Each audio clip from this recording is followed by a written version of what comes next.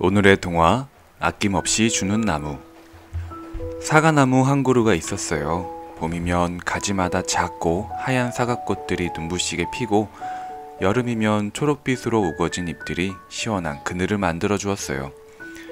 가을이 되면 빨갛고 탐스러운 사과들이 주렁주렁 달리는 커다란 사과나무였어요. 나무는 한 소년을 사랑했어요. 소년은 날마다 나무에게 와서 놀았어요.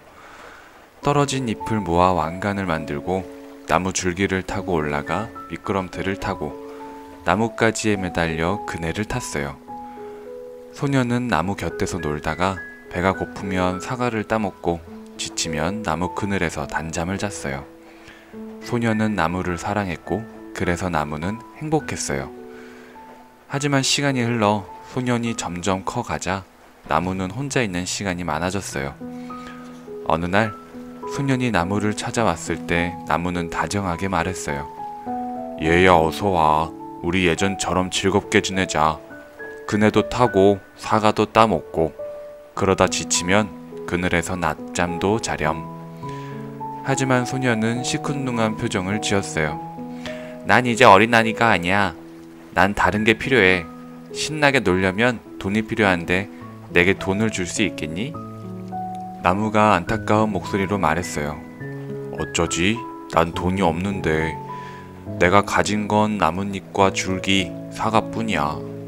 그래, 내 사과를 따서 팔아. 그러면 너는 행복해질 거야. 소년은 나무에 달린 사과를 따서 인사도 없이 떠났어요. 소년에게 사과를 내준 나무는 행복했어요. 하지만 오랫동안 소년이 찾아오지 않자 나무는 슬펐어요. 시간이 흘러 소년이 다시 돌아왔을 때 나무는 반가운 목소리로 말했어요. 얘야, 어서 오렴. 얼른 나한테 올라와. 우리 예전처럼 즐겁게 놀자. 하지만 소년은 무뚝뚝한 목소리로 말했어요. 난 지금 바빠. 집을 구해야 돼. 아내랑 아이와 함께 살 집이 필요하다고. 나한테 집을 한 채 줄 수 있겠니? 어쩌지? 난 집이 없는데. 내가 가진 건 줄기와 가지뿐이야. 그럼 내 가지를 베어다 집을 지어. 그러면 너는 행복해질 거야. 소년은 쓱싹쓱싹 나뭇가지를 베어서 멀리 떠났어요. 나무는 소년에게 가지를 내어주어 행복했어요. 하지만 오랜 세월이 지나도 소년의 모습은 보이지 않자 나무는 다시 슬픔에 빠졌어요. 그러던 어느 날 소년이 나무 곁으로 돌아왔을 때 나무는 기쁜 마음에 목소리가 떨렸어요. 어서 와라 얘야. 나랑 즐겁게 놀자. 하지만 소년은 풀이 죽은 목소리로 말했어요. 난 이제 늙었어. 비참한 늙은이라고. 배를 타고 멀리 떠나고 싶어. 나한테 배 한 척 줄 수 있겠니? 어떡하지? 내겐 배가 없는데 내가 가진 건 줄기뿐이야. 그럼 내 줄기를 베어다가 배를 만들어.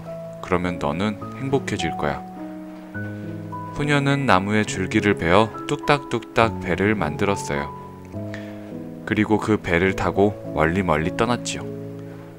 소년에게 줄기를 내준 나무는 행복했어요. 오랜 세월이 흐른 뒤 소년이 다시 나무에게 돌아왔어요. 하지만 소년에게 아무것도 줄 것이 없는 나무는 정말 슬펐어요. 얘야, 정말 미안하다. 이제 너에게 줄 것이 아무것도 없구나. 하나도 줄 수가 없어. 소년이 힘없는 목소리로 말했어요.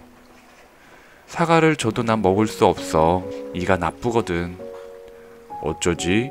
너에게 뭔가를 주고 싶은데 내게 남은 거라곤 밑둥이뿐이야. 정말 미안해. 나무가 한숨을 쉬며 말했어요. 나도 이제는 필요한 게 없어. 몹시 피곤해서 쉬고 싶을 뿐이야. 편안히 앉을 곳이나 있었으면 좋겠어. 소년이 기운 없는 목소리로 말했어요. 그러자 나무는 온 힘을 다해서 자신의 몸뚱이를 폈어요. 자, 이리 오렴. 내 밑둥이에 앉아 편히 쉬렴. 소년은 나무 밑둥이에 앉았어요. 소년에게 자신의 밑둥을 내준 나무는 정말 행복했어요. 다보가 아빠야. 아빠의 모든 것을 주고 싶은 다보가 아빠의 마음이 너에게 전해진다고 생각하니까 한편의 동화를 읽으면서도 마음이 설레는구나. 아빠는 자신의 모든 것을 내준 나무를 보고 가슴이 뭉클했어. 누군가를 진심으로 사랑한다면 모든 것을 주고 싶단다.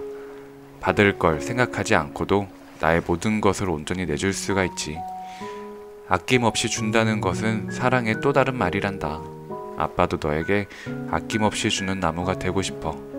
모든 것을 다 주고도 행복한 나무처럼.